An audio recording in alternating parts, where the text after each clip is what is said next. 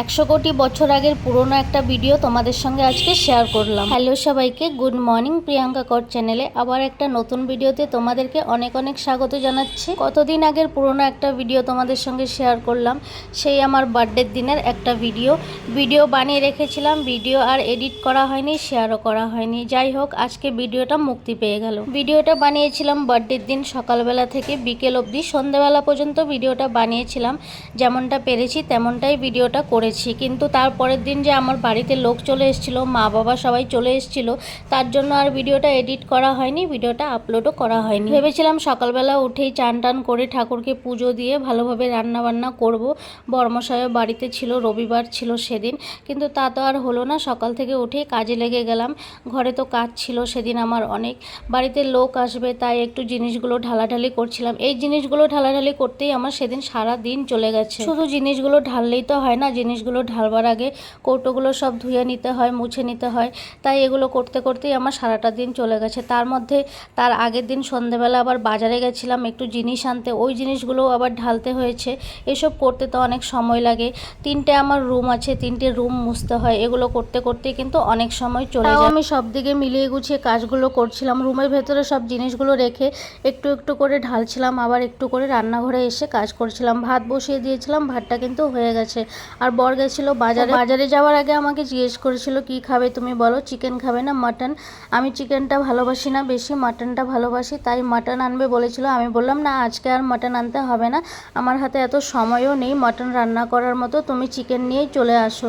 যে বললাম চিকেন নিয়ে চলে আসতে, সবগুলো লেগ পিস নিয়ে এসছে, সবগুলোই বড় বড় মাংসের পিস নিয়ে এসছে। রান্নাঘরে একটু একটু কাজ করি, আবার যাই রুমের ভেতরে ওই কাজগুলো করতে। কয়েকটা কাপড় কেচে দিচ্ছি আস্তে আস্তে করে, আবার কাপড় ভাঁজও করছি, সব কাজই একসাথে করছি, কিন্তু ভিডিও তো আর সব কিছুতে করা যায় না। আর এইদিকে আমি রান্নাঘরে এসে মাংসগুলো সব ধুয়ে নিয়েছি পরিষ্কার করে। এই মাংসগুলো ধুতেও অনেকটা সময় চলে গেছে। ধুয়ে নিয়ে ওই যে লেগ পিসগুলো মাঝখানে মাঝখানে একটু ছুরি দিয়ে চিড়ে দিয়ে রান্নাবান্না করতে করতেই সেদিন আমার প্রায় 4টে বেজে গেছে। রান্নাবান্না করতে তো একদম সময় লাগেনি, কারণ আমি মাংস আর ভাতই করেছিলাম। প্রথমে ভেবেছিলাম মাংস যখন এনেছে একটু রাইস করে নেব, ফ্রাইড রাইস, কিন্তু তাও হাতে আর সময় পেলাম না।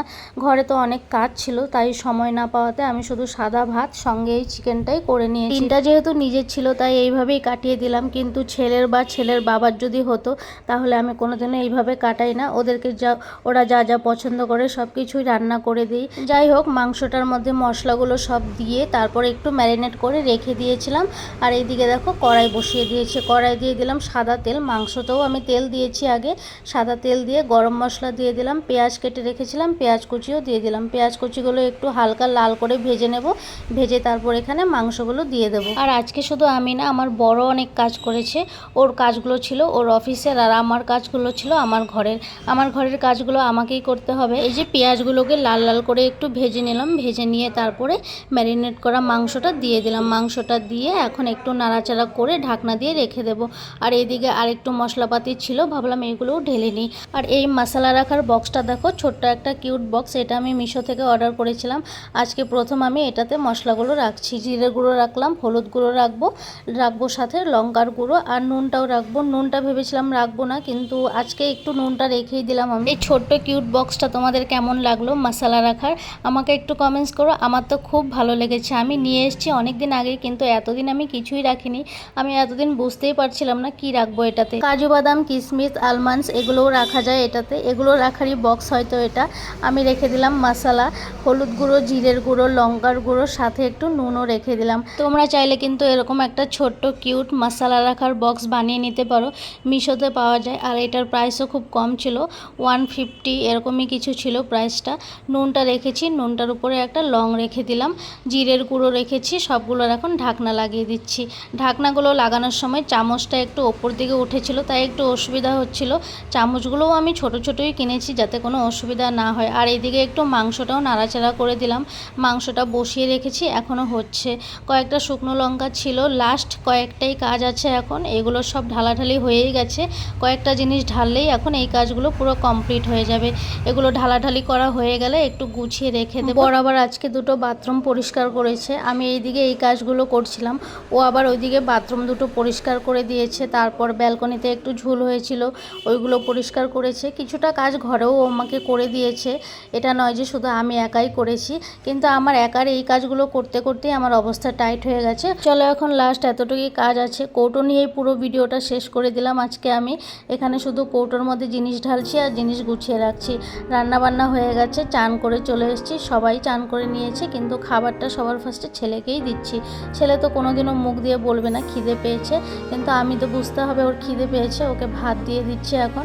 এই যে চিকেন কষা করেছি আর করেছি ভাত, আর আজকে চিকেন কষাটা করেছি একদম বিহারি স্টাইলে। তোমাদেরকে একদিন রেসিপিটাও দেখিয়ে দেবো, ভালো হয়েছিল খেতে খুব।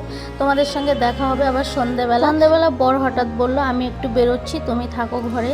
আমি বললাম কোথায় যাচ্ছ? ও বলল যাচ্ছি কোনো একটা কাজে। যখন বলল যাচ্ছি কোনো একটা কাজে, তখনই আমি বুঝে গেছি ও হয়তো কেক আনতে যাবে। প্রতিবারই আমাকে বলে না, চুপি চুপি গিয়ে কেক নিয়ে চলে আসে। এমনও হয় কেক নিয়ে এসে লুকিয়ে রেখে দেয়। এইবারও সেই কাজটাই করেছি। আমি তো বুঝেই গেছি ও কেক আনতে যাচ্ছে। তারপর আমি একটু সুন্দরভাবে সেজে গুজে নিলাম। ভাবলাম যখন কেক কাটবো একটু ভিডিও করব, তাই একটু সেজে গুজেই নিলাম। এমনিতে তো আমি সারাক্ষণ পাগলের মতোই থাকি। যাই হোক, দেখো বরমশাই আমার জন্য কেক নিয়ে চলে এসছে, আর কেকের মধ্যে লিখে রেখেছে মনা। ওর বাবা সবসময় আমাকে মনা বলেই ডাকে, তাই কেকের মধ্যে আমার নামটা মনাই রেখেছে। সন্ধ্যেবেলা ও যখন কেকটা নিয়ে এলো, আমি একটু সেজে গুজে নিলাম। সারাদিন এত কাজ করেছি, কিন্তু এখন আমার খুব ভালো লাগছিল। সারাদিন এত কাজ করলো, সন্ধ্যেবেলা মনটা আমার পুরোই খুশি হয়ে গেছে এই কেকটা দেখে। এমনিতেও প্রতিবারই আমার জন্য কেক আনে, এবারও আনবে আমি জানতাম, কিন্তু আমি কোনো কিছু বলিনি মুখ দিয়ে। আমি শুধু অপেক্ষা করছিলাম কখনো বলবে। আমি একটু বেরোচ্ছি, যাচ্ছি কেক আনতে। নিজের জন্মদিনের কেক সাজাচ্ছে আমার বর, আর আমি এদিকে ভিডিও করছি। কি করব, ভিডিও করার লোক তো নেই যে ভিডিও একটু করে দেবে। আমি নিজেই ভিডিও করছিলাম। আর বরমশাইকে যদি বলি একটু ভিডিও করে দাও, তাহলে তো বাকিটা ইতিহাস।